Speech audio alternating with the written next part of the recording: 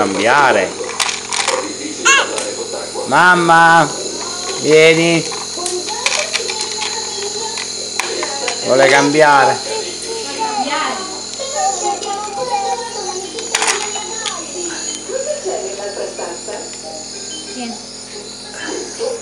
Dell'acquario.